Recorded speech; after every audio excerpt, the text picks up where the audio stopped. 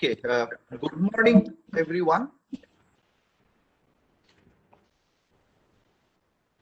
All right, so the most popular questions in the last 1 year.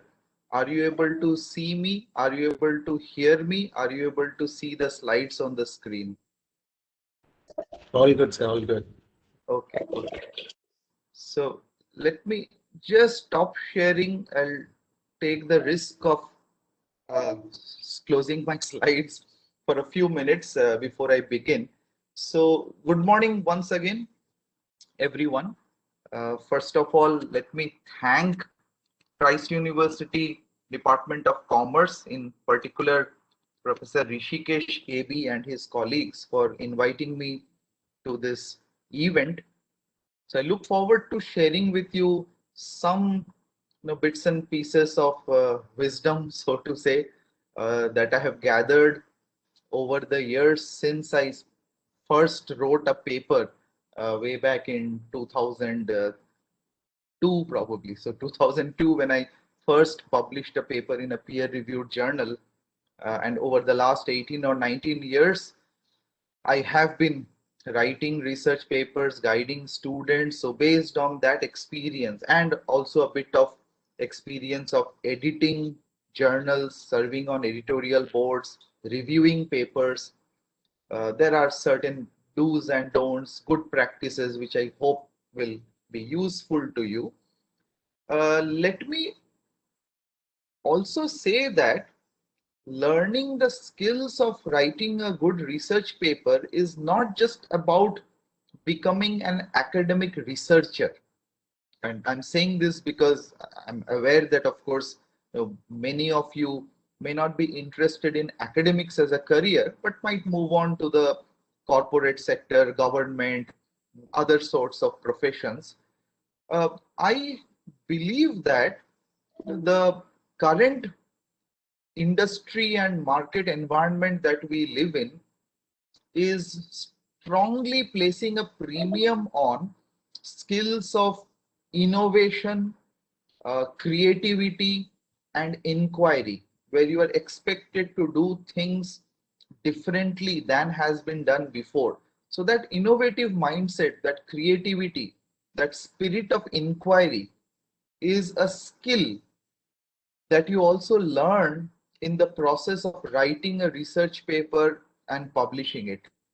So some of these skills are transferable skills, which are not just about having a career in research or academics, but these are skills which will help you in your profession, whatever you choose to do after this. So therefore, some of these things are going to be helpful for you for the rest of your life, and therefore it's important that we learn how to do this well. So I was very pleased to hear that most of you who are participating in this event have also written research papers with your teachers, with your colleagues, and are trying to get those papers published. So, in that context, I would be sharing some suggestions, advice, nuggets of wisdom with you, which will help you to get your paper published. And in future also, if you engage in writing perhaps reports or analytical pieces or memeos or any other documents, is going to help you. So with that, let me start by asking a question, but I'm not sure how I can ask a question and get your answer. So Rishikesh, is there an option to uh, probably post responses on the chat window or any such? Yes, sir. In the chat box, they can respond, sir. Okay, so Can let me ask you, uh, when you were involved in writing a research paper or a research article as part of this event or as part of your studies, what were your biggest challenges or what was your biggest challenge in the process? So let me give you some suggestions. So I want to know your responses, of course. So was it in finding the right topic? Was it to conduct a literature review? Was it the theory development or hypothesis development? Was it to conduct the empirical analysis, that is in terms of data, sample, methodology, statistical analysis?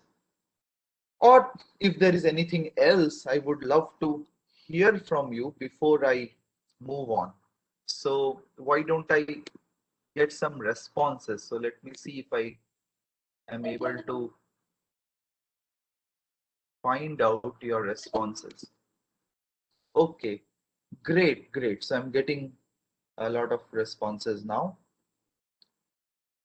Okay, Ashley finding the topic. Okay, same for Gopika, Sneha. Um, okay, Siddhi, yeah, writing down your thoughts and editing 100 times. That's a good practice, Siddhi. I'm glad, even if you have done that 20 times and are exaggerating by 5 times, but still, that's wonderful. Okay, relevant topic, Iona. Okay, anything else? Glucose analysis. So please don't post private messages, post it to everyone. So there's an option send to, choose everyone and post it there, because I want everyone to see what are the kind of issues that have emerged.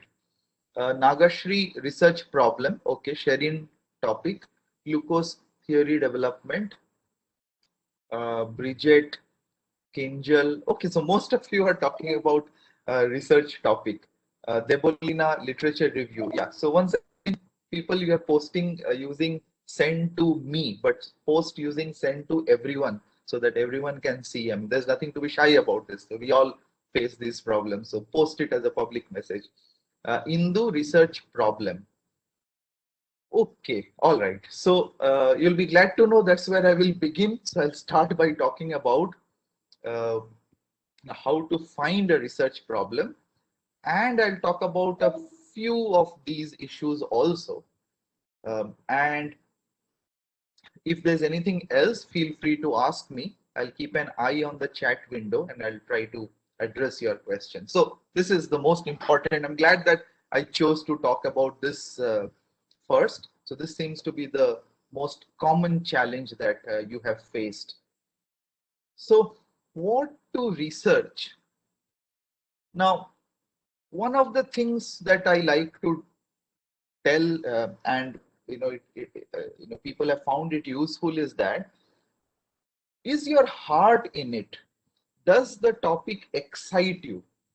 Or do you have some personal investment in the topic, in terms of something that you have always wondered about, something that has fascinated you, something that you found interesting during your coursework, during your classroom discussions, uh, something that you may have some prior familiarity or experience with. So it should be something that's close to your heart, because after all, you're going to spend a great deal of hours, researching it, or as Siddhi said, 100 times writing it and editing it. So you need to be motivated. So it should be something that interests you, and not necessarily something currently hot or is a buzzword. So just because everybody is talking about behavioral finance does not mean you have to work on behavioral finance unless your heart lies into it. So that's my first suggestion. Second is, it is important to research something where there is a gap. Now, gap, simplistically put, means that nobody has done that before, and therefore you are contributing to filling the gap. Now, it sounds very ambitious, so it's not easy to find a gap when nobody has worked and you're going to do that for the first time. But it need not be that ambitious. Research happens in incremental steps, small steps. So even if it is a small chotu gap and you are making a marginal contribution, that itself can be a contribution to knowledge, to wisdom. So what do I mean by small gaps in the literature? For example, let's say there is some existing wisdom. Let's say there is some theory, there's some hypothesis, say market efficiency hypothesis in finance, or there is some other theory in the literature which people have accepted. But perhaps it may be useful to test that in a different context. in a different institutional setting. So that means that people have tried it in different ways, different samples, different data sets, but perhaps nobody tried to see whether that theory works for NGOs, whether that theory works for rural consumers, whether that theory works for young people, whether that hypothesis is true for uh, maybe pharma industry. So to try to find an institutional setting or a data set or a sample or a context where that theory may not have been tested before. So that's a small contribution that you could think of in a very practical way. You could think of using more recent data. So things that have happened in the past may not repeat in the recent context. So perhaps there are theories which are no longer valid empirically. Perhaps you could try out new variables, new factors which were not tried before. So perhaps there's an existing model and you try to add a new variable to that model and see whether that works or not. How do you get which new variable to add? So the way to do that would be to combine 2 or 3 papers. So perhaps paper 1 had a model, but paper 2 has looked at some interesting factors which you feel can be added to paper 1's model, and the model can be validated. So you could combine 2 or 3 papers and see whether you are able to propose a new model and test a theory in a new context. So this is one way in which you can contribute to the academic literature. Now there's another route. The other route is that you can look out around you and try to follow news, try to engage with the world around you based on some incident that you saw, some discussion that is going on. Maybe you attended a talk and somebody spoke about an issue. That could also be an interesting way to strike a research topic. So I'll give you a couple of examples from my own experience. So in the late 2000s and early part of the last decade, around 2008, 9, 10, there was a lot of discussion about privatization of public sector companies. So in particular, there was a discussion of privatization of banks, and there are some people who were arguing that the government should not sell the public sector units completely.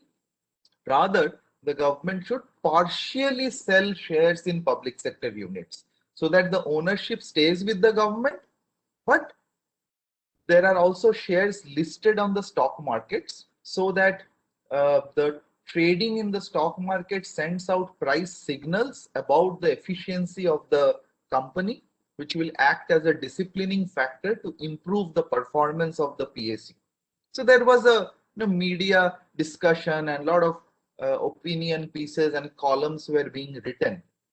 So this was something I latched onto, and I found that this is an interesting idea which will contribute to the literature on ownership and performance. So there's a literature within corporate governance about the link between ownership and performance. So the academic literature had talked about the private ownership versus government ownership and its impact on performance. So this seemed interesting. A partial disinvestment means mixed ownership. So part government, part private.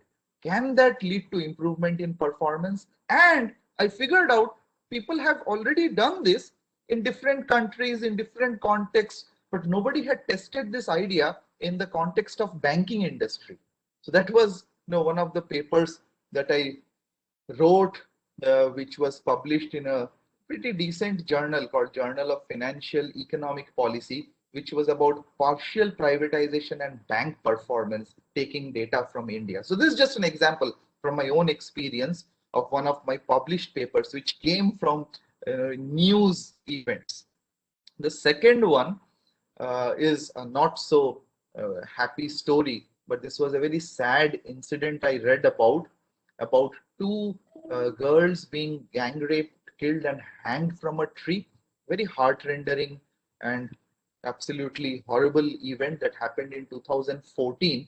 But what struck me was this part in the italics. You see the last line, The girls had gone into the fields because there was no toilet in their home. So that was shocking. That lack of toilets inside the home could expose girls, particularly in rural areas, to violence outside the house.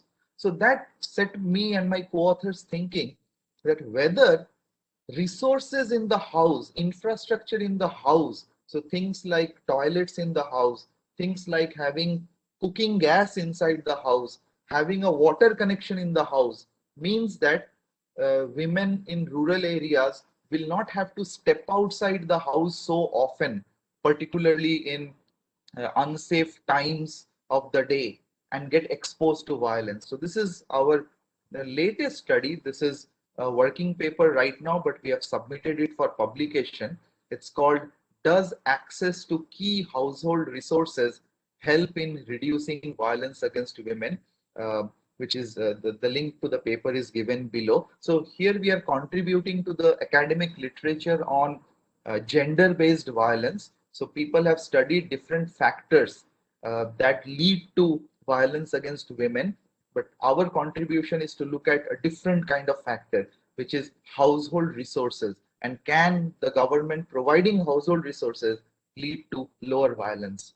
So this, in just a couple of examples, I thought will be useful to tell you that if you pay attention to the world around you, that could be a wonderful way of getting research ideas, and that's something your will connect with you emotionally. Your heart will lie in it because that's something you're obviously interested in. So I would encourage you to, as part of this uh, method, talk to people, follow news and discussions, follow blogs, listen to podcasts, listen to TED Talks. So all this is great for creating hypotheses, which you can then examine in your research. Because what you see is when you follow news, blogs, podcasts, etc., there are many flaws in that anecdotal evidence. So you will find a lot of theories being put forward by people in the media, in the news, in the TED Talks.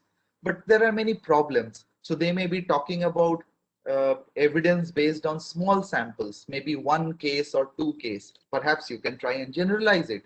There could be issues of recall bias, which means something that happened recently may not be true in general.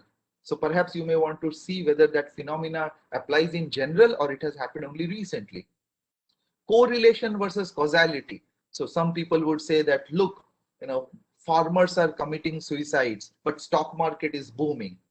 Now, does it mean the two are just correlated, or is there causality? So that might influence you to think deeper, that are these two independent phenomena happening together, or perhaps inequality is widening in the country that is causing farmers to commit suicides, and the rich are benefiting out of it and stock markets are booming. I don't know. This is not something I've done research on, but I'm just giving you an example that by observing phenomenon around you, you can pick up ideas which can be tested rigorously.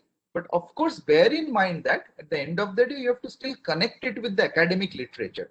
So it cannot be an independent uh, testing of a real world phenomena without any link with the academic literature or without any theoretical basis. So you have to link it with the theory in the discipline in which you are working. You have to link it with the past papers that have been published in that area, and then say why by conducting this research you are adding to the existing evidence, why you are adding to the body of knowledge. So how do you know which ideas are important, which ideas could be exciting? So another way is to track working papers that are being written in the discipline, to look at conferences that are focusing on some themes by talking to experts. So these are other ways in which you can figure out that what is going to become important in the coming years. Because remember, the papers that have already been published is actually old news. What you read in a book is what was being researched 10 years back. But by tracking working papers and conferences, you can get an idea of the world that is going to emerge in the next few years. So to summarize now, the basic theme goes back to what Steve Jobs said about connecting the dots. So Steve Jobs' recommendation was that You can't connect the dots by looking forward. You can only connect them looking backwards. So basically, if you have multiple exposures to multiple ideas, so as I said, reading news, listening to a TED talk, reading a blog, watching a documentary, you may not know at that time how this translates into a research idea, but you have to trust that those dots will somehow connect in the future, whether it is gut, destiny, life, karma, whatever. But there is a way of dots getting connected. So the important thing is to engage with the world around you so that these dots will connect and help you to come up with ideas to work on. So my last piece of advice on what is a good research topic, what is a good research problem, I like to believe that a good research piece is something that has three important characteristics. So, whatever you are researching, ask yourself the question, does my research topic check these three boxes? A, it should be interesting. So by interesting, what I mean is it should be something which people should care about. It should be important. So it should talk of something which matters to the world or matters to a significant number of people or significant number of companies. So in that sense, people should take interest in that topic. So is it interesting? Is it important? Second, your work should be novel, which means there should be something new that you are doing. So it need not be a Nobel winning piece where you are doing something completely original. It must be something innovative, something different. As I said earlier, maybe the data set is different. Perhaps one factor is new. Perhaps the study looks at more recent data. So something novel, which is different from the past. And third, your results ideally should be non-obvious. Your work or your hypothesis ideally should be non-obvious. So by non-obvious, I mean it should be counterintuitive. So for example, if you are trying to study whether giving more money to employees increases their motivation, so that kind of sounds boring to me, honestly, because if you pay people more, they are expected to be motivated, or maybe not. Perhaps you find that paying more money does not increase motivation. Now that's what we are talking about. That is non-obvious research. So increasing ad spend by companies leads to higher sales. That's kind of obvious. But perhaps you are trying to find that increasing ad spend reduces sales.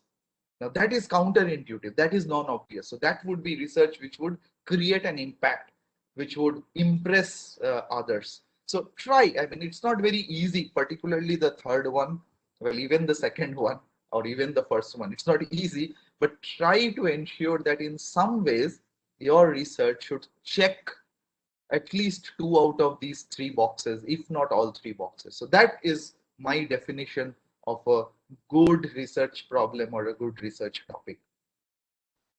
Okay, if there are questions, you can post them on the chat window, or I will have some 5 or 10 minutes at the end where you can ask me your questions. So I'll move on to the next theme now. Rishikesh, how much time do we have? It's better to plan that early and not leave it till late. We have an hour more, sir. Okay, so I'll try to stop by 10:40 or so, or 10:35, so that we have 5-10 minutes for Q&A. Okay, thanks. All right. So now that we have found a research topic, or at least seen some suggestions to find a good research topic, I come to the core issue of how to write a paper well so that it gets published, it gets read, it gets noticed, it creates an impact. So how do you write well? Here is the winning mantra, the success mantra of writing well. Or it's not just writing. I would say that this is also success mantra for presenting well. So if you are going to make a presentation, any kind of presentation in front of an audience, the same mantra will give you success in presenting something to an audience, or in the form of a written paper or a written document. So this is the winning mantra. It has 3 steps.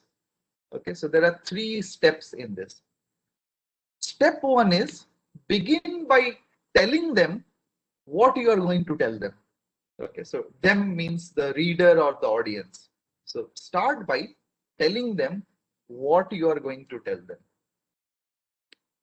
After you do that, second, tell them what you want to tell them. So this is basically the crux of the matter. So the process through which we are going on now. So if you go back to my talk, you see at the beginning I told you what I'm going to tell you. I started by saying that I will give you some nuggets of wisdom based on my past experience about how to write a paper, why is it a valuable skill in general. So I started by telling you what I'm going to tell you. Now I'm in the middle part. I'm telling you what I want to tell you. And later on, you will see that I will conclude by telling you what I just told you. So this is the last part. Tell them what you just tell them. So you do that in a presentation. You also do that in a paper. So in a paper, we begin with an abstract and introduction. So the abstract and the introduction is basically about telling them what you are going to tell them. And then you tell them what you want to tell them. That's the middle part. So the middle part could be anything. So there's no formula for that. It differs from discipline to discipline, paper to paper. So what I mean is literature review, background, hypothesis development, theory, methods and models, data, analysis, discussion, etc. So that's the middle bits where you tell them what you want to tell them. And finally, you tell them what you just told them. So that's the conclusion. So that these are the 3 steps in a paper. And I trust me, it's also useful if you follow these 3 steps in a presentation or in any document for that matter. If you're writing a corporate report or an analysis, it's useful to follow these 3 steps. So I'll take you through these 3 steps now. Now, let me first say that when it comes to papers, the first step is the most important step. That's where the fate of your work is decided. So that is what basically will lead to, will create the impression that you want to create. I mean, as they say, first impressions are the lasting impressions. So the introduction and the abstract is the most important part. So I'll spend more time on that. The second and third are also important, but those are perhaps very discipline specific or topic specific. So I may not go into the details of step 2 and step 3, but I'll still make some comments. But from my experience, I have seen that step 1 is the most important step, and unfortunately is also the most neglected step. So I have seen excellent research work where people falter in step 1. So let me proceed by telling you how to write the abstract and introduction well. So let me begin with abstract.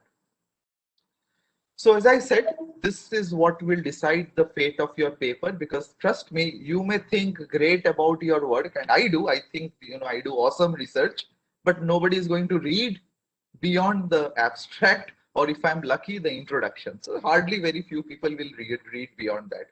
So perhaps your friends might, or somebody who is researching the exact same topic might read the rest of the paper, but most people read only the abstract and introduction and not beyond that. So this is very, very important to write this clearly and lucidly, particularly when you're submitting to a journal. This is where the editor of the journal and the reviewer of your paper are going to make up their mind. So if this is written well, they are warming up to your paper, they like you, which means the rest of the paper, they will try to find reasons to accept your paper. If they don't like your abstract and introduction, they already have developed a dislike for, and for you, don't take it personally, I mean for the paper. So once they don't get the vibes from the abstract and introduction, trust me, they will spend the rest of the time reading the rest of the paper, trying to find out reasons to reject that paper.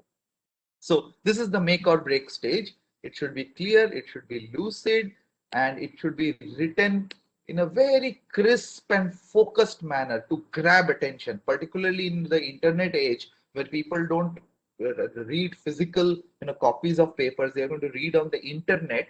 So it should attract attention, and it should also have important keywords so that later on somebody who is doing a Google search on that topic, you know, goes to your paper. So Google takes people to your paper. So that will happen if you use good keywords, which are what people will search for and therefore end up reading your paper. Because after all, you want to be noticed. You want this paper to create an impression, to create an impact.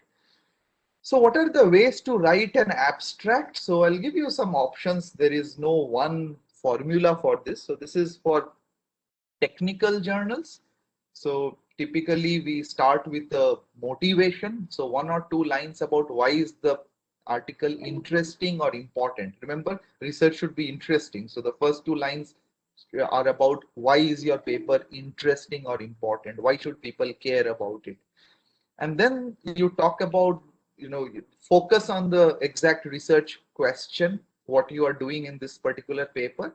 And then you talk about the methods you have used and your findings, and then a bottom line, which is the takeaway. So takeaway message. So therefore, what is the implication?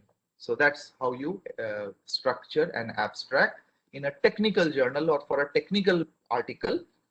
There are other options also. I'll just show you one more option.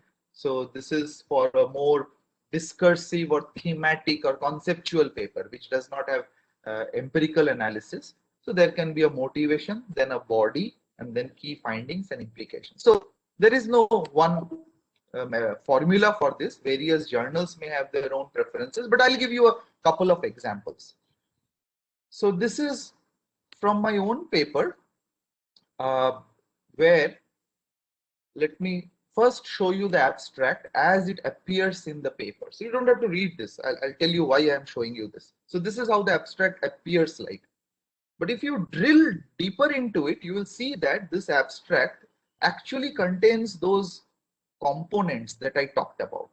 So the first line is the motivation. So I'm talking here about why is my paper important? It is important because we are investigating corporate financing in the European Union. So immediately we are highlighting the importance of this. This is a big deal, corporate finance in the European Union. Now focus. So what are we doing specifically? So that's a very broad area. Specifically, we are examining whether European economies are converging in their corporate financing patterns. So that's a specific research problem. Now, how do we analyze that problem? So the method is we use some regressions. What are our findings? So we find that there is a convergence happening. So that's the finding. Finally, the bottom line. So what is the takeaway from our research? The takeaway is that European countries are moving towards a variant of the Anglo-Saxon model. So that's the takeaway message which we want to leave the reader with. But if you put it together, so this is like one paragraph abstract. So see what we did. We started with a broad message that we are studying European Union financing. Then we focused into our own question, data, findings, and the findings lead to some broad conclusions that Europe is moving towards a variant of the Anglo-Saxon model of financing. So this is also called the, what do we call this, Rishikesh? Sand clock or hourglass, or yeah, something like that. So let's call it this sand clock. So the sand clock model. So start with a broad opening line, then focus specifically into what you are doing, and then close with a broad implication. So this is one good practice of writing an abstract. Of course, sometimes the journals don't give you the flexibility. There may be a specific format. So this is an example where the journal gave us a format and we simply had to fill in the blanks. So it was given you have to write 1 line purpose, 1 line design, 1 line finding. So we fill the blanks. So then of course you don't have much option. You just follow the journal's requirement. Now let me talk about the introduction, the very important part of writing a paper. Very important introduction. So this is, as I said, most neglected, unfortunately, but most important. The first thing is to ask the question, who cares about my research? Other than me and my mom and my hopefully my professor. Who cares? So why should people care about what I am doing? So here you start the paper or start the introduction with what is often called the hook. So the hook is where you are catching the reader, you know, by the collar and making her pay attention to your research. So the motivation, basically the motivation. So this is basically to establish why your work is interesting, why your work is important. So always start with that. Always start with a few lines or a paragraph on why is your topic interesting. So for example, let's say you are studying a phenomenon. So let's call it Y. So Y is a phenomenon you are studying. So Y could be consumer behavior in the pandemic. Y could be about stock market performance of companies, whatever it is. So you have to establish that why matters. It is an important issue because when why happens, people get hurt or people get benefited. So that's why is important. So if possible, show cite some numbers, cite some uh, percentages, cite some million rupees or $1 million to establish the importance of the problem, because this is a real problem. Companies profitability will go up or go down, people will be affected, countries will be affected. It could be a puzzle. So you could also motivate it by saying that, look, nobody knows why this is happening. So we would have thought that online education will improve learning, but it is not happening. So it's a puzzle that requires explanation. So why is online learning not effective, or whatever is your research? So maybe you start by showing that there's a mystery which needs solving, and of course you are the one who is going to solve the mystery. Or perhaps there's a controversy, so so and so said that this theory works, but so and so said exactly the opposite thing, and there is no consensus in the literature. So that makes for a good motivation, because there's a controversy. And not only that, you have signaled that there are other people also who are working on the same topic, but there is no agreement. So which means in any new analysis on that issue would be welcome, would be desirable. So and so said that resource based theories explain company behavior, but so and so said no, it is not resources, it is the external environment which matters for corporate performance. So one is saying internal factors affect performance, the second set of researchers have said external factors affect corporate performance. So there is no agreement. So therefore that's where you are coming in. So you're establishing the importance, or maybe size. So you're studying an industry which is big, like service sector. So you're not studying something very, very small which nobody cares about. You're studying something which has an important implication, maybe vaccine, maybe traffic jams, which affects everybody. So a phenomenon which is very, very common or important. So any of these, it could be a mix of these, or it could be one of these. So that is what you write your first paragraph. So please make sure, folks, that first paragraph establishes why should anyone care about your research. And on the same lines, perhaps in the second paragraph, or definitely early on in your paper, front load the main question. Please put it in the first one or two paragraphs. What are you doing in this paper?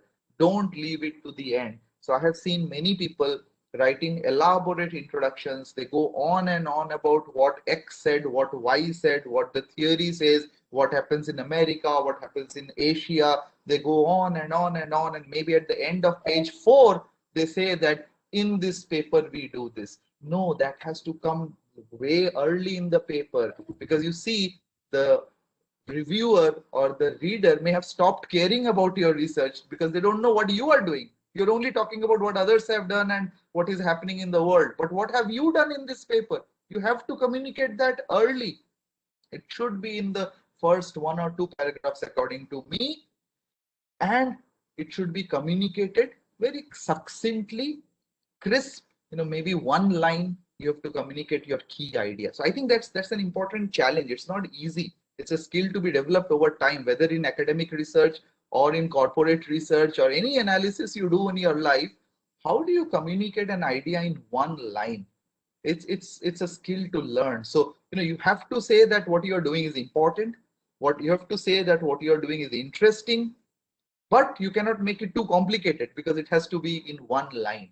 So let me give you a challenge now, everyone. So there's an exercise for you. So I want you to take out a pen and a piece of paper, or you can do it on the computer. You can type on a Word document. Don't worry, I'm not going to look at it. So you can write freely. But what I want you to do is think of a paper that you have recently written. So perhaps the paper you wrote for this event, or any paper you have written in the past as part of any course assignment, or any paper you are currently writing or are planning to write. Think of any paper. And this is the challenge for you. Complete the following sentence, single sentence, one sentence. This paper attempts to. I'll give you 3 or 4 minutes. Please complete, and then I would love it if you post it on the chat window. You got the problem, right? So think of your paper and put it in one sentence. This paper attempts to. So it should be self-containing. Everything should come in one line, but don't overcomplicate. It should not be so complicated that it should not be such a long line that we have a hard time trying to understand what it is. Simple, lucid, clear, yet it should convey what you are doing and how it is interesting or important. Okay, so 3 or 4 minutes. And please start posting on the chat window once you have the answer.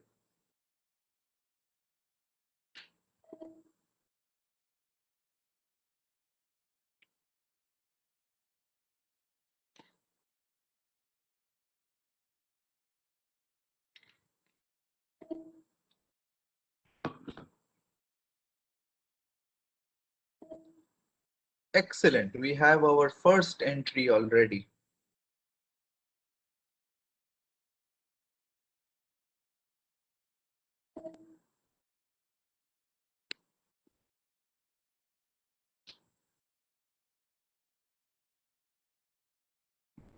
Okay, I'll wait for 1 more minute and then probably give some quick views on a few of these examples.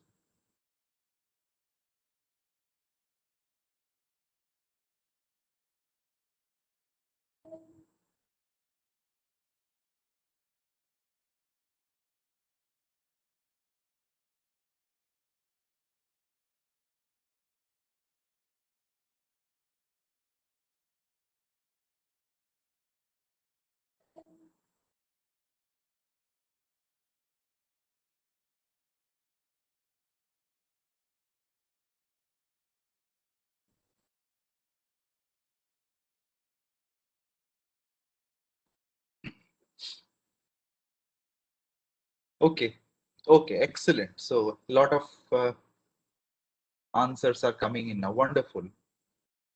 Very interactive audience. Wonderful.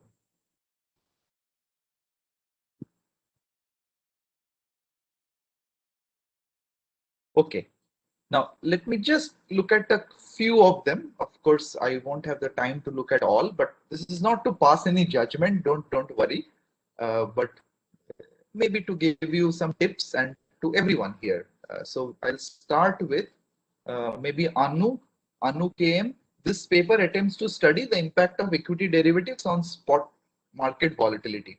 So sounds very clear, Anu, but perhaps a little more information because this is too general, right? Anybody could do that. I'm sure there are 1 million papers who have studied impact of equity derivatives on stock market volatility. So maybe the context why it is interesting could be useful because you have some scope. The sentence can be a little longer, not too long, not too long. Siddhi, you have a very long sentence, but let's see.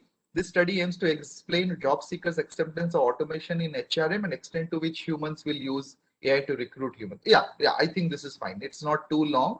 It kind of makes it clear what you are doing, and it's also specific enough to tell us why is your work interesting. Sachu S, once again, too generic, maybe a few more details. Justin, satisfaction level and engagement level on farming. Okay, not bad. Yes. Perhaps again the context would be useful. Gopika, digitization on employment in banking sector. Yeah, this of course sounds interesting because you expect digitization to lead to job losses. So has that happened or not is an important question. Perhaps linking it with some larger issue of automation and employment would make it interesting. And why banking sector? So that would also be interesting. But yeah, clear. No doubt it's clear. I think Iona Philip a little more detail. So this is too simple. I know, folks, I misled you by saying it has to be simple, but you have to balance between simplicity and also communicating why your paper is interesting or important without making it too complicated. Okay, so a lot of things to do. Sunil, you are posted in private, but this paper attempts to understand life skills that schools in India fails to prepare its students for.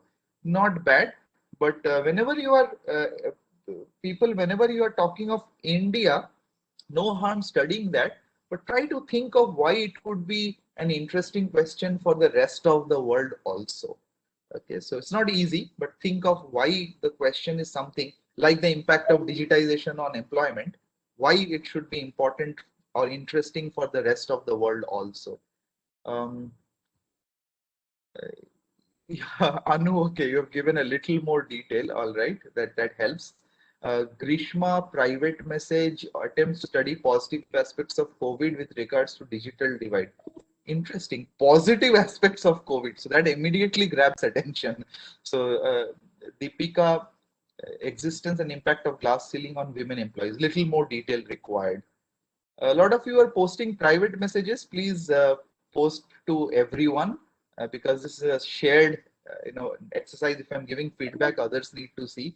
Steve Diana to explain customer perception and potential impact on online meat and seafood selling during COVID in India.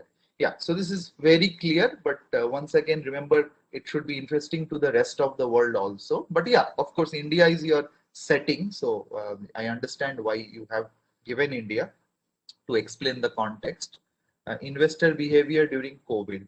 Yeah, but why is it interesting? Why is it important? Just because it is COVID or because it is investor behavior? What kind of investor behavior?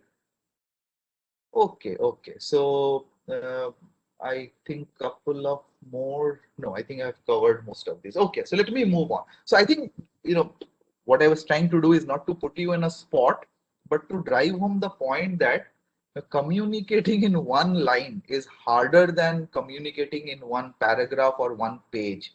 So if you can see, there's another purpose of this exercise. If you can summarize or crystallize your research in one sentence, it's a good sign. It means that you have clarity about what you are doing. So it means that if you know it in your head, then it means the paper will also show that clarity. Yeah, Jesslyn, again, private message, but yeah, good research question. That's pretty clear. So, writing a long letter is hard, is easier. As Mark Twain said, writing a long letter is hard, but writing a shorter one is more difficult. So I would have written a shorter letter, but I just did not have the time. So I wrote a long piece. So this is actually a challenge. But why I'm saying this is A, it is going to help you to develop clarity in your own mind about your research.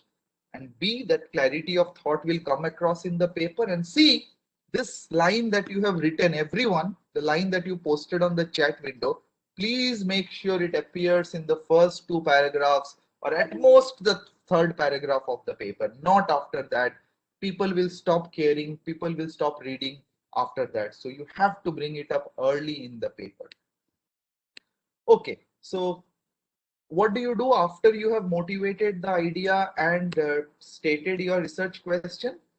Give a brief idea of existing literature. So what is the prior work in this area and where is the contribution happening? So where is that small gap which you are trying to fill and how are you doing it? And therefore, what will we learn from reading this paper? Of course, we won't read it. As I said, hardly anybody will read after the introduction, but let's pretend people will read the full paper. So what will we learn when we read the full paper? So we are going to learn this. So the preview of the findings. So please give a summary of the findings so that if somebody does not read beyond the introduction, will also learn something from the paper. So give a summary of the findings, but don't write too much which you have not actually done. So only promise what you are going to deliver in the paper.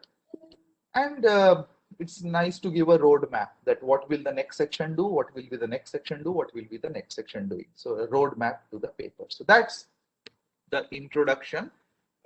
Quick look at what are the common mistakes people make in their introduction. So this was a piece written by I think American Management Journal or American Marketing Journal. I'm forgetting. So the editors of the journal had responded to a survey where they said what are the common mistakes people make in their introduction. So 60% of the editors, sorry, it was a survey of reviewers. So the editors of the journal surveyed the reviewers. So the 60% of the reviewers said failure to motivate and problematize. So why is it a important problem, and what is it that you are studying? 45% said that lack of focus, so too long and rambling, too many things, overcomplicated. 14% said over promising, that is the paper is saying too much in the introduction, so that's going the other extreme. You're promising too much but not delivering later on. So these are common mistakes in introductions. I hope these suggestions will help you to write a simple but impactful introduction. Remember, start with why should I care about the paper? So motivate the problem, state the research question. Second, brief idea of the literature and the gap that you are contributing. Third, brief summary of the findings and a roadmap of the paper. So that's a good introduction, 2 to 3 pages. That depends on the discipline, the journal, the paper. There's no rule for how long it should be. Okay, so I'll skip the illustration, but the link is here. You can look at it later on for some good practice. Now the middle bits. So the middle bits are of course something that will differ from paper to paper, from discipline to discipline. So I'll not go into the details of the middle bits, but what is there in the middle bits? That it could contain literature review, it could contain hypothesis development, theory building, depends on the paper. It could contain methods and data. For if it is an empirical piece, then it will have empirical framework, sample, and then there will be results and discussion, analysis, findings. So there could be various forms of these elements in your paper. There's no rule for this. There's no rule for this. I'll just give brief 1 or 2 minutes on each. So a few suggestions. So for literature review, please have a mix of the pioneering papers and the most recent papers.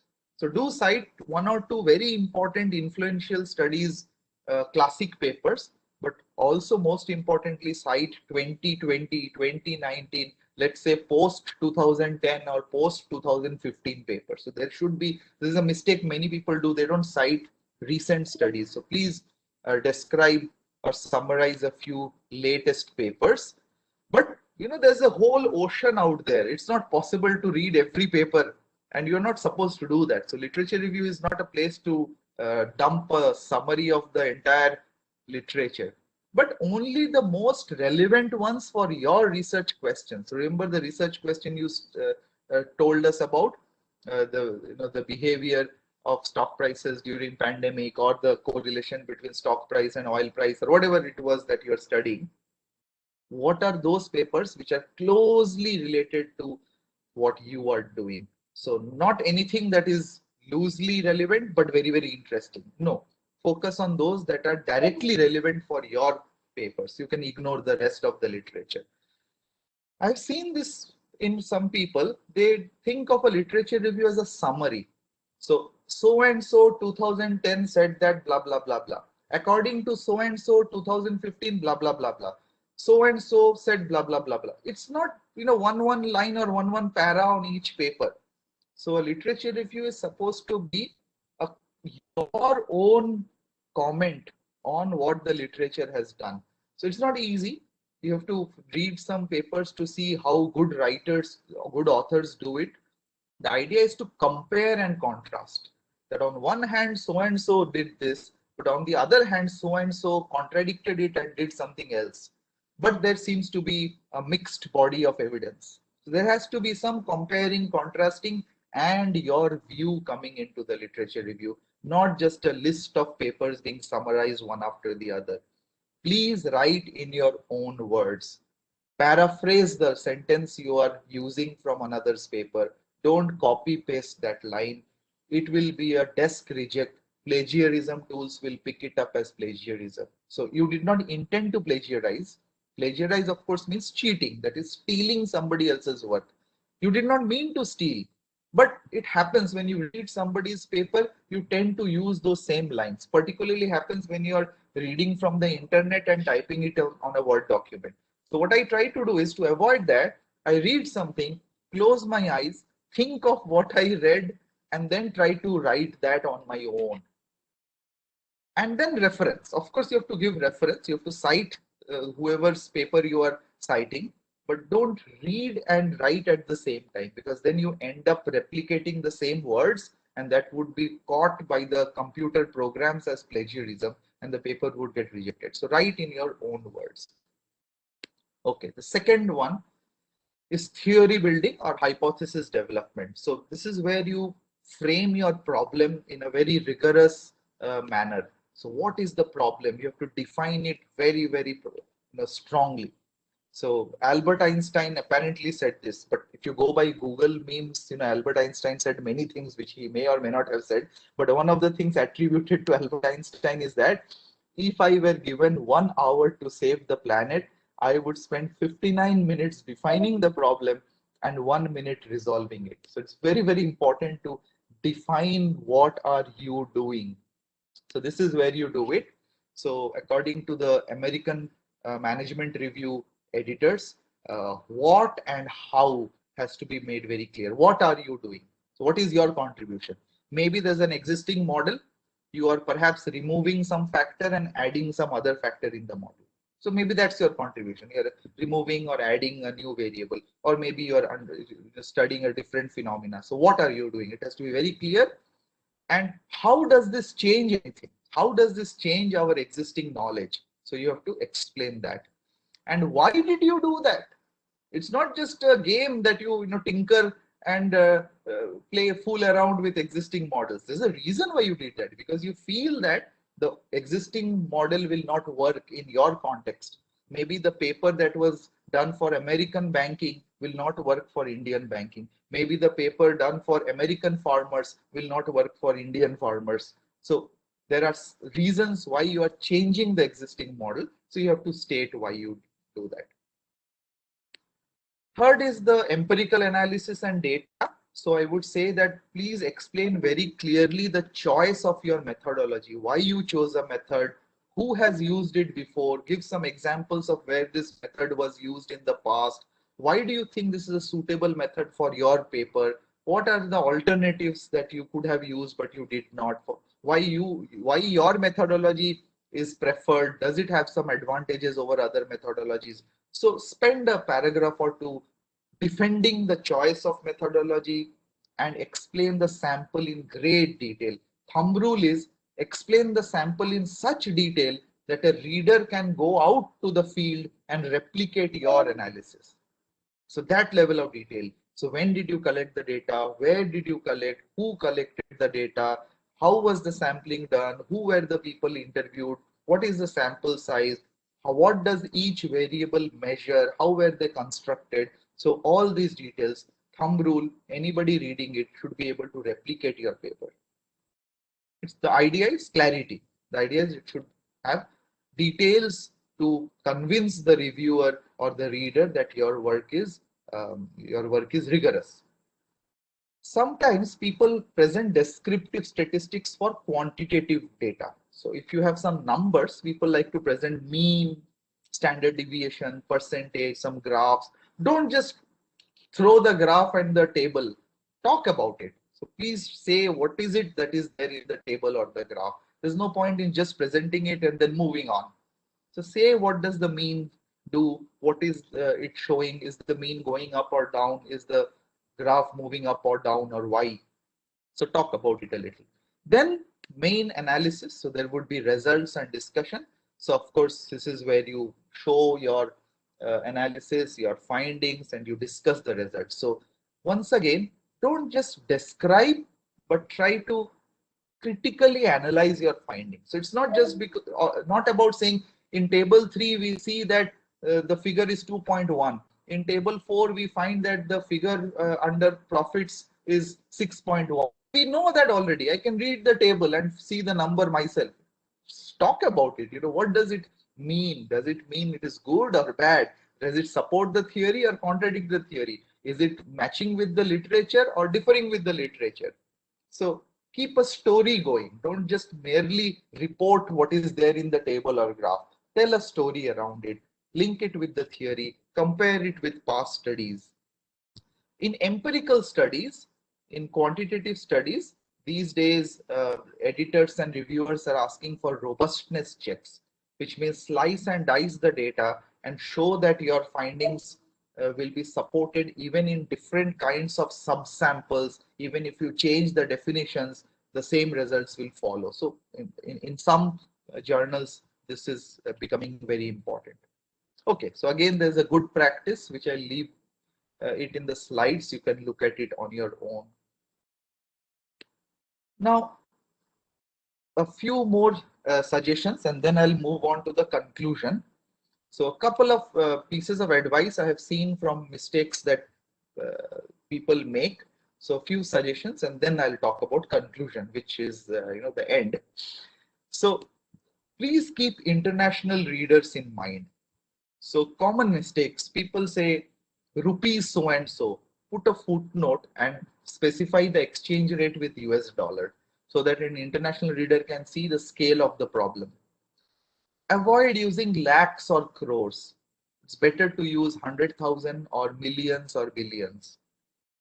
Let's not say our country. We are proud of our country, but when you're writing, you have to say India. So the reader should not see this as a piece written only for the domestic audience. So you should say India.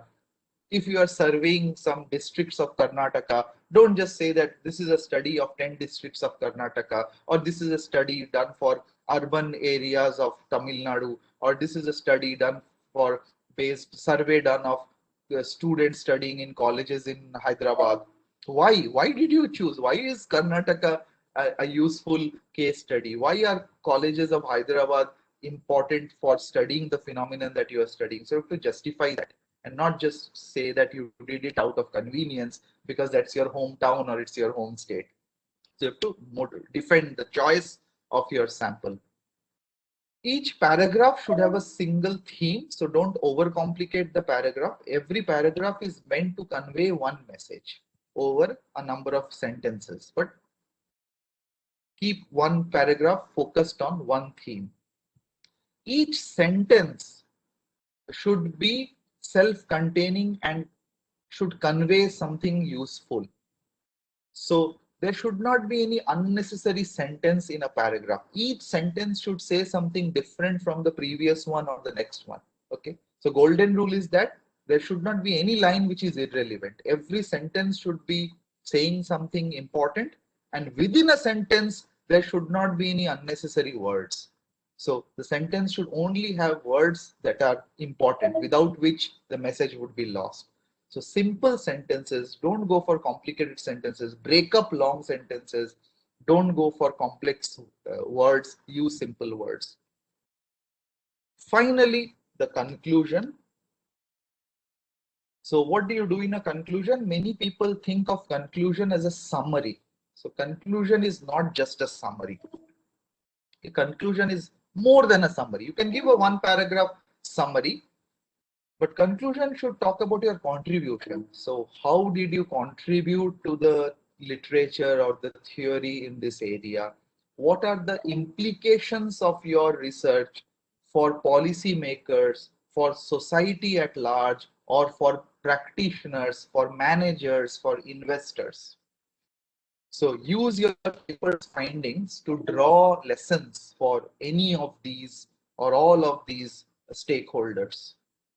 And acknowledge the limitations of your paper, and talk about future agenda. What more can be done in this area? So reviewers and editors like this. If you talk about the future agenda, you may not do it. Somebody else may do it. But it's good to point out a future agenda, good to point out your limitations. By the way, when you are pointing out your limitations, remember when they ask you in an interview, what are your strengths and weaknesses? So the weaknesses that you say are not your real weaknesses. So similarly, when you are admitting limitations of your research, don't point out the serious limitations, because then the question will be, why didn't you do it yourself? So point out limitations which could be taken up in future, but they are not really errors or mistakes in your work.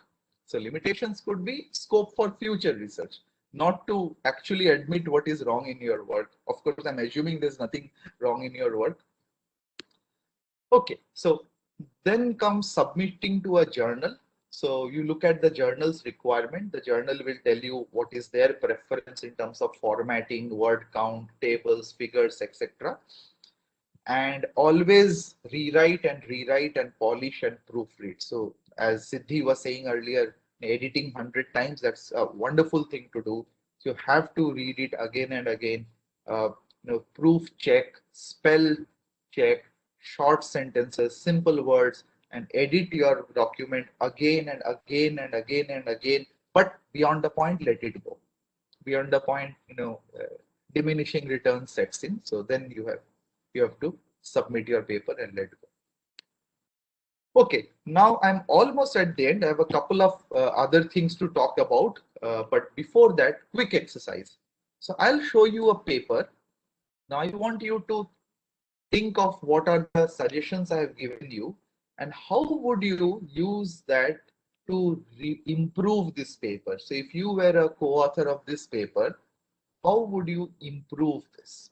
So I'll show you the paper on the screen right now, or you can click and open it if possible from the screen, but I'll display this, or I'll probably post the link on the chat window. I want you to take a few minutes, and I'll also go through it on the screen.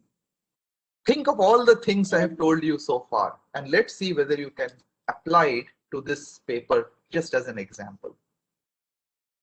So let me stop sharing this screen now. Okay.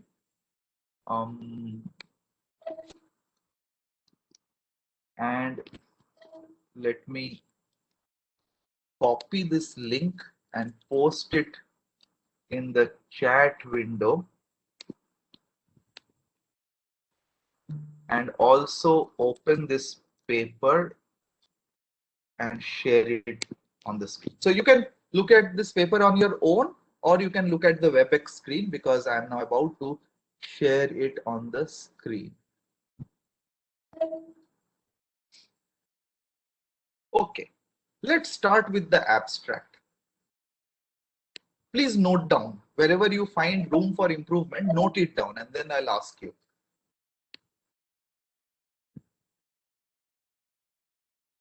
Okay, don't have to read line by line, just quick skim read the abstract.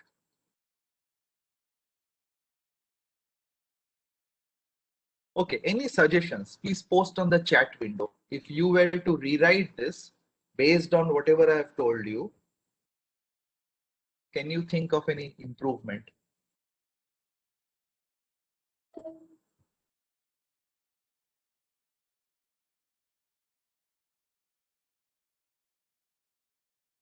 Remember the sand clock idea. You should start by motivating the work. Why is it important and interesting? Then specific what you have done, findings, and then broad takeaway conclusions. Anu came, wonderful. You have posted privately. Please post to everyone so that everybody can see your comment.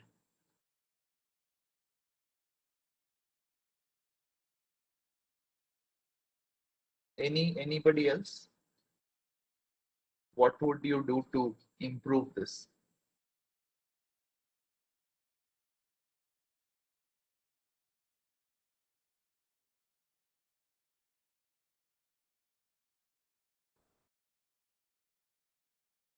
Okay, Bridget, objective should be in the beginning. Yeah, I think so. This is similar to what Anu said. I think Anu, I'll just read out what Anu had written. Abstract contains more of general points, and Bridget said objective should be in the beginning. Siddhi said they can mention who is it relevant for, who can benefit. Oh, Anu don't have the option of submitting to everyone. Oh, I see, I see. I'm sorry, I didn't know that some of you may not be able to post it to everyone. So I'll just post on your behalf. Okay. But now, just now you did. So how did you post? I don't have options to post to everyone, but you actually did that. Okay, all right. So, but I think the points you're making is absolutely right.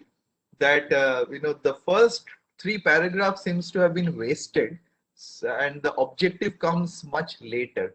So I think they could have just used one or two opening lines and then the objective. That would have made the abstract more impactful. One or two lines, about the background of the study, the motivation and all that, and then the objective, and then the results, and then some take home implications. So I don't see any implications. So they found some optimistic results. First of all, we don't know what that means, optimistic results. And then they found that there's a perceived threat, but changing demographic and economic factors proved it other. So what? So what? So there has to be some takeaway, some implications which are broader impact of the study. So that is also missing. Okay, so that's the abstract. Now let me go to the introduction. So I'll have to do this quickly. I have only some 15 minutes left. Introduction.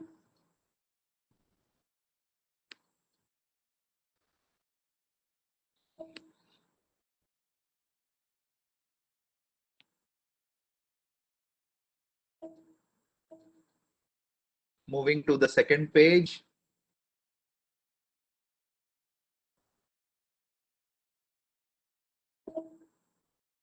Okay, there's only 1.5 page actually. So there is a bit of maybe 4 paragraphs here, and there is 2 paragraphs here. Suggestions, people, please post on the chat window. How would you improve this uh, introduction?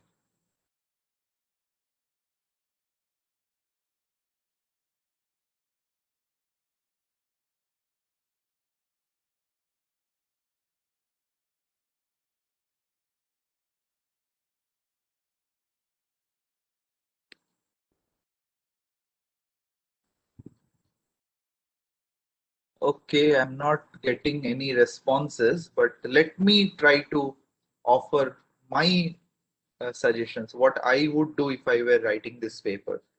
So as I have said, I would open with the motivation, which is fine. So I don't mind the first paragraph, which is motivating the issue. So that's a good opening paragraph. But in the second paragraph, I find it unnecessary to go into a definition at this stage.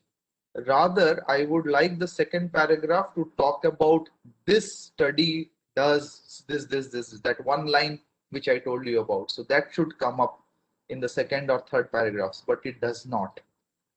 And then I would like some gap to be identified in the introduction, but there is no gap that is identified. This just describes what one or two people have done. So what this Faf du Plessis did other than playing in the IPL, and what Kevin Green wrote in 95 and what EcoCert wrote in 2003. But there is no gap identified. I would identify the missing piece and what I am contributing. And there is no summary of the findings. So I would write one para summary of my findings and then one para of the roadmap of the paper. So what does the rest of the paper do?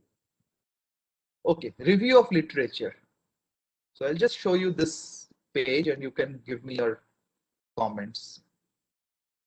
Would you write a literature review like this, or would you like to improve this?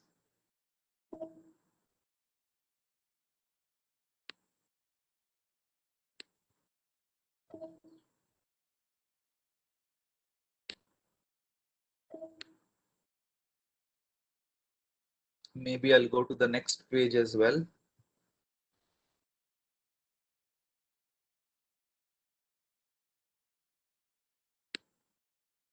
How would you improve this literature review?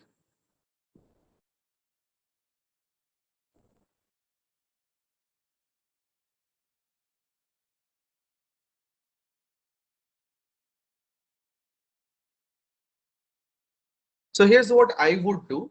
So this is actually what I was advising against. That is, you don't actually spend one para on each paper. Yeah, Anu, that's right. Absolutely fantastic. So it should be a summary consisting of objective methods, findings, and suggestion, and not just definition of according to so and so, according to so and so, and according to so and so.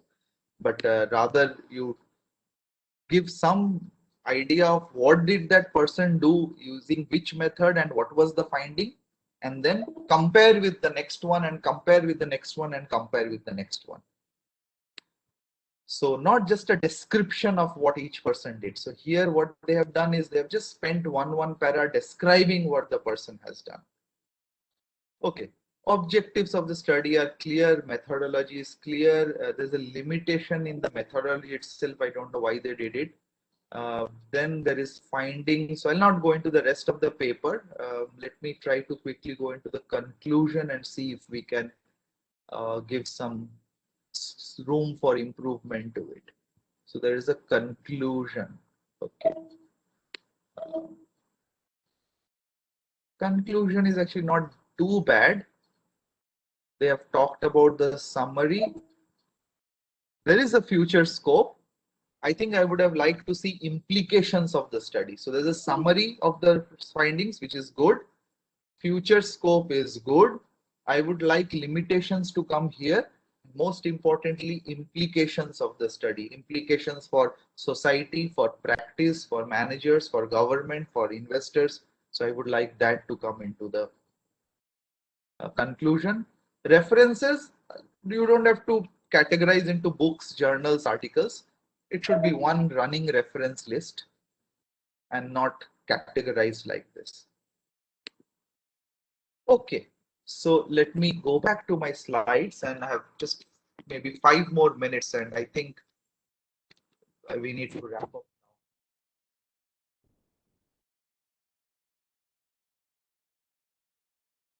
Sir, Mike, yes, sir, we have 5 minutes. We can go with some Q&A as well towards the end. Yeah. So I'll just take 5 minutes. I think I've talked about the conclusion. I showed you a sample paper. Maybe I'll talk about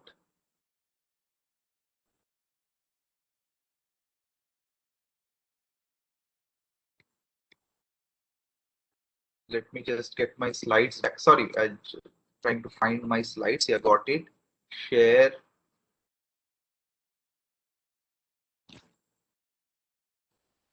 Right. Now that you have written the paper, it is important to get feedback. So, of course, events like this are great at getting a feedback because it's hard to get people to read what you have written. Nobody has the time, unfortunately, in this busy world. So, very difficult to get somebody to read. Ideally, if somebody from your area could read it or a friend could read the paper, one friend preferably from a different discipline, because then you get a very objective outsider's view, particularly of the clarity of your communication. So somebody from the languages department or humanities department is best placed to comment on the clarity of your writing, the flow and communication, and present your work at opportunities provided by events like SAMSHODHAN. Talk to people about your research. So you have done some hard work. So why just leave it at Samshodhan? Tell people about your findings. Talk about it in your job interview. Tell your colleagues, your friends, your families about it. So try to spread the good work of what you have done. Submitting to a journal, I'll skip this. Basically, there are lists and ranks of journals. So you can choose from several lists and try to target a journal. Uh, Hopefully, you will be able to Find a good journal to publish in, but in case you get rejected by the journal, don't be disappointed. Develop a thick skin. So aim high, get rejected. So that's better than getting accepted in the first attempt, because then you have not aimed high enough. So you should try to aim high. Getting rejected is part of the job. You improve and then you try again. So like they say for soulmates, there is someone somewhere waiting for you. So similarly, there is a journal waiting for your paper, but don't find it too easily. Try to aim high, get rejected, and eventually find the match rather than aiming low and then there will be a buyer's dissonance. So try to aim high. So yeah, editors will take their own time. Maybe you'll hear from them in perhaps 3 or 4 months. But if you don't hear in 4 months, then you can inquire with the journal. Then the paper comes back with reviewers' comments. I will skip this section, but the reviewers might give you a list of things to work on. So you should try to go through the comments very carefully and address each comment one by one. Do not ignore any comment of the reviewer. So that's the summary of responding to reviewer comments, that you should respond point by point. I will share these slides with Rishikesh and he can share it with all of you, but you should write a polite letter to the editor, and I've given some examples, and thank the editor, thank the reviewers, and very politely respond to each point made by the reviewers. And then you resubmit your paper to the journal, and hopefully your paper then gets accepted. So your paper gets accepted, gets published. So update your CV, put it in your LinkedIn profile, put it in your CV. Most importantly, ensure that there is some freely downloadable version of your paper on the internet, because journals will put the paper behind a paywall. So not everybody will have access to your paper unless they subscribe to that journal. So make sure there's a free version somewhere. There are many websites who allow this. SSRN is one of those. There are many websites who will allow you to post free versions of your paper, which anybody can download and read. So if you do that, then there'll be a bigger impact of your paper. So that's it. Basically, this shows that the journey is not easy. It is hard. You think you did a great job, but there are people who will make it difficult for you, including your co-authors, your professor, the reviewer, the journal editor, but they are not actually trying to hurt you. They are all doing this to improve the quality of your work. And hopefully, if you do the right things, at the end of the day, your paper gets accepted and published. And as I said in the beginning, some of this advice is not just about writing a research paper, but this is about good communication, good written communication, writing professional research documents, which are useful in a variety of places and not just in the research field. So I'll stop here then. And if there are any questions, please ask me or post on the chat window.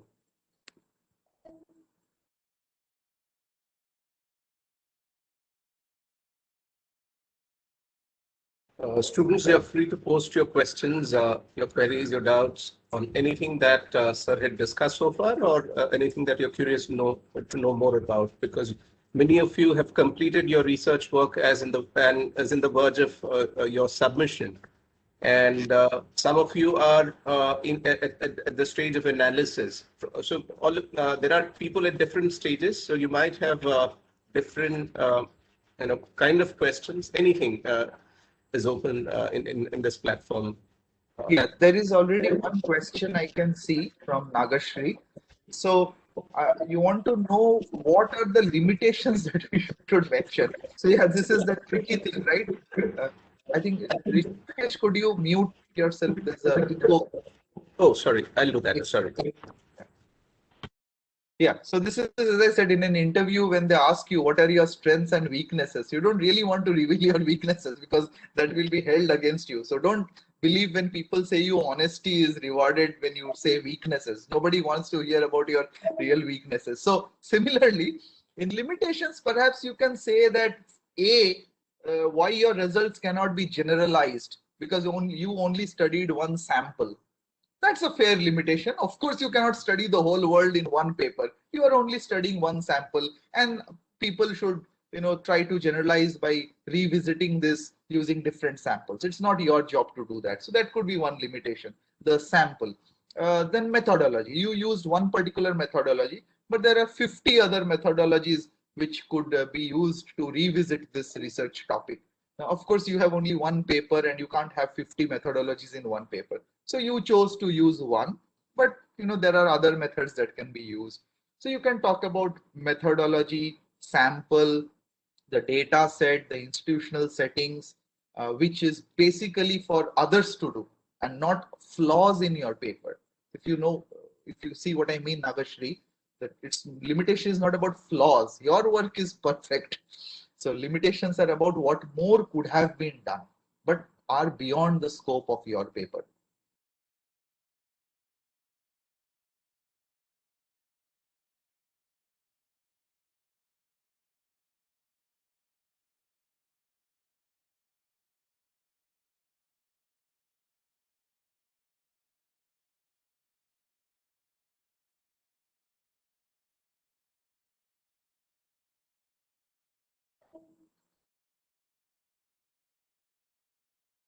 Okay, I don't think there are any more questions. Probably people are too tired after a long talk. That's okay.